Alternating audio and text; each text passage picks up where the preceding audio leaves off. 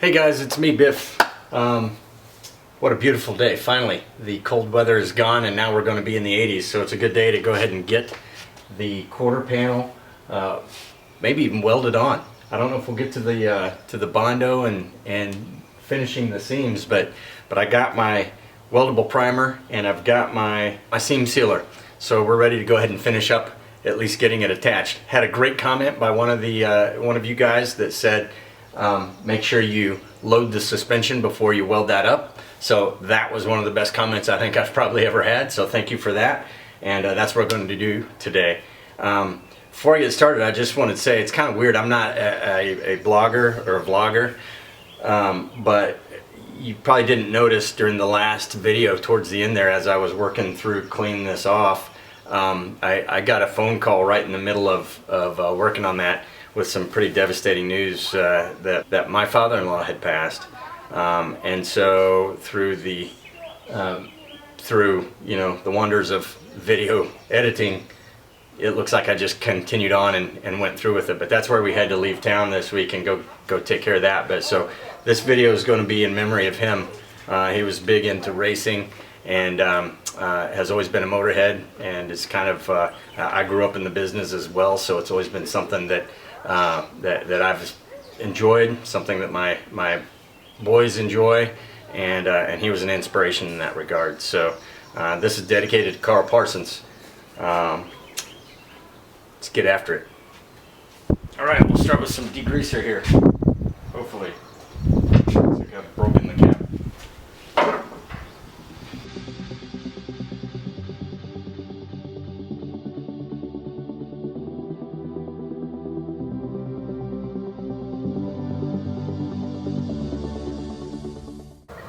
Alright, so this is the weldable primer I got from Finish Master, I think.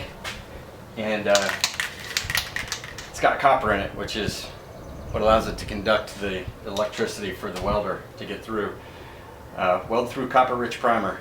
Not cheap, 36 bucks for this can of, for one can. But that way we can make sure that we've got priming and we won't get rust on these bare metal spots between where it's sandwiched.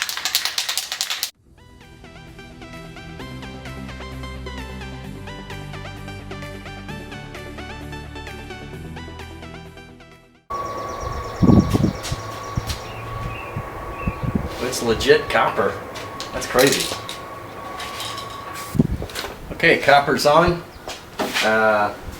Both sides, inner and outer, so I'm going to go ahead and test fit it back again on there and then see if I can take off the right amount off of these with cutoff wheel to then get ready to start assembling.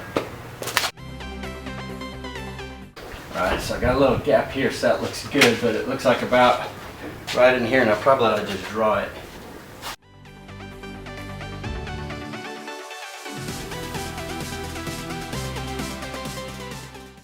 Alright, so I got a little bit I'll take off of the front edge of the actual quarter panel, and then a little bit I'll take off of here.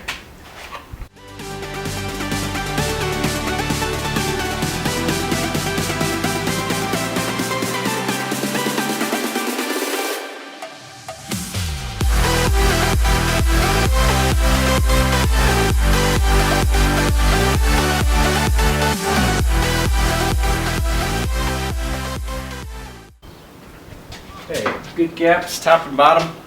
So I'm going to hit it with the primer again and then set it down and load up the suspension before I do any final fitting.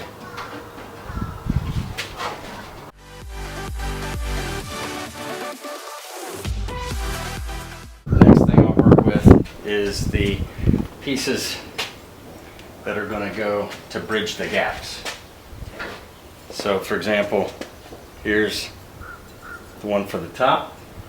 I've already cut the little tab off, so it will slide up underneath here like this, and I'll drill some holes here so I can spot weld to this, and then it'll overlap between the two pieces so that each of them has overlap and can weld to this to hold join it together.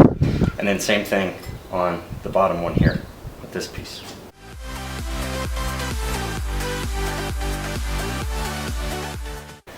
So those are good to go. I just got to drill some holes.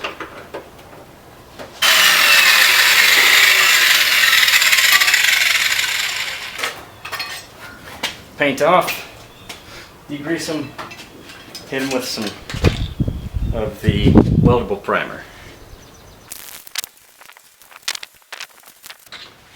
This doesn't have to be real precise, other than I just want to make sure that I got them close enough to the edge that I can weld into that. So I'm going to put pretty much one on each of these flats, probably 3 in here, and then 1 on that flat.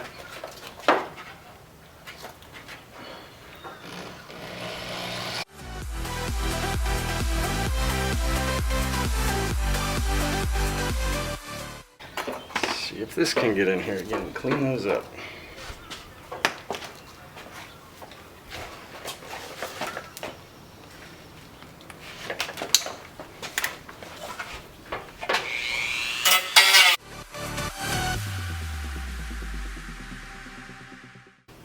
Alright, so that's how that'll go.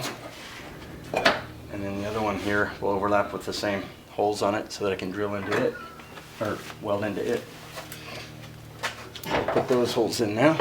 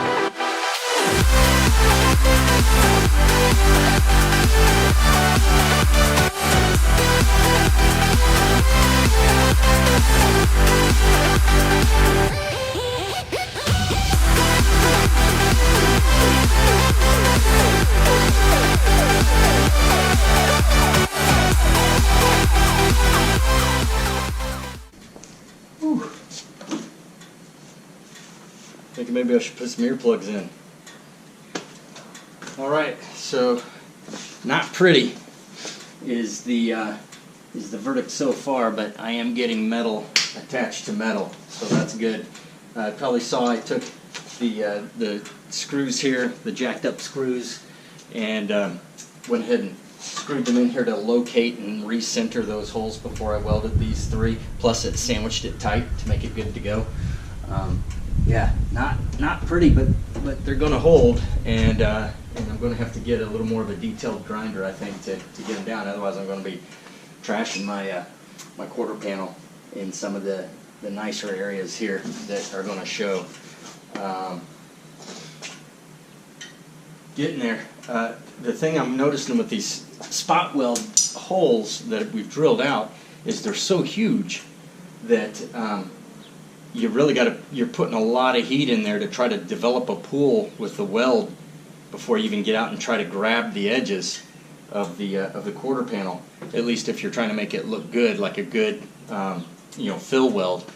On the other hand, a lot of the uglier early ones were where I'm just catching one edge of it and getting it welded outer skin to inner skin. And honestly, that's probably good enough. Because it's going to be covered with rubber trim. It's holding in a spot at least as big as the spot weld was. It's just not as pretty because there's a hole there now. but it'll do the trick. Other than that, I'm just kind of working my way around. I think next I'll be working my way up the back end here. Already got one weld at the bottom, so I'll work my way up this and then start to maybe, come in through these areas. And then it should be pretty secure to the point where I could raise it up and take this wheel back off and get these harder to get to welds right there. But everything seems to be good tolerances.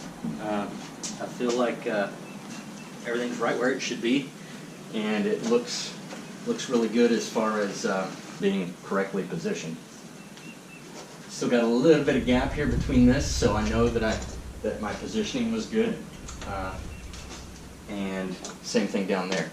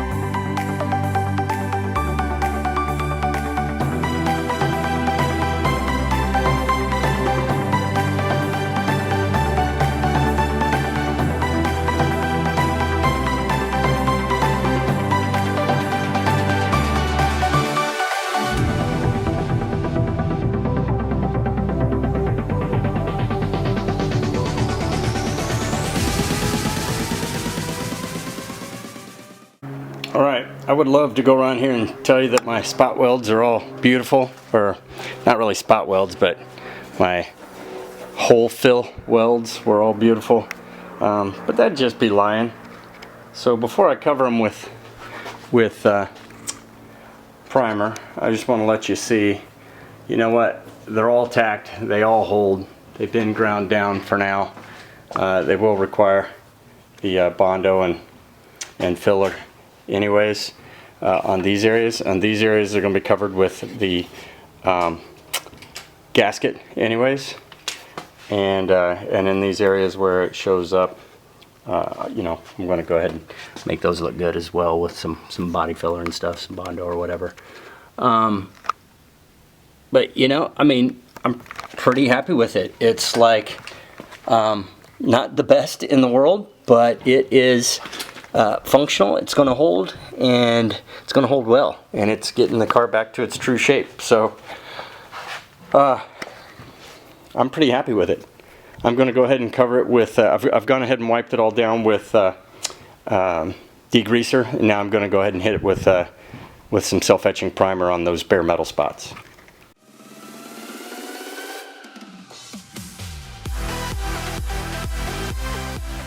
So got the everything all primed with the self-etching primer. I actually went ahead and threw in some pieces there, the latch and such, so you can see that the door closes nicely.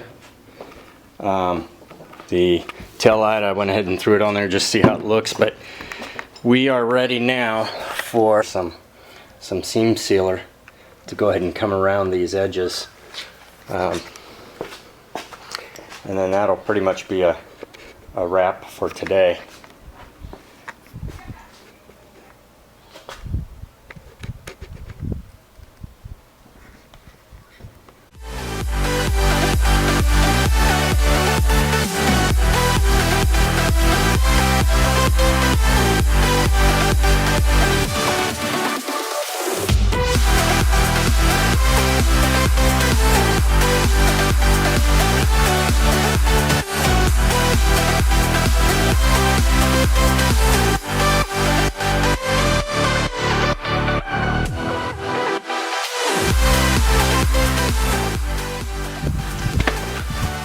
Alright guys, that's going to be a wrap for today. Thank you for bearing with us as we took a little delay over the week. Still managed to put out one video a week, which is nice when I can do that. Life is busy. But anyway, still getting good places with this. Let the seam sealer dry, and then we'll be able to go ahead and, what's next? Pretty much we can start with the Bondo and stuff to get these ready. at that point, once we slap everything back together, it's going to be time to take it to the body shop and let them take a look at it and give an estimate on fixing some of the remaining body work, the door gouge here, the dent up front where it got into the fender during the wreck when the door was opened into it, some of the quarter panel damage over there where the trunk lid got into it.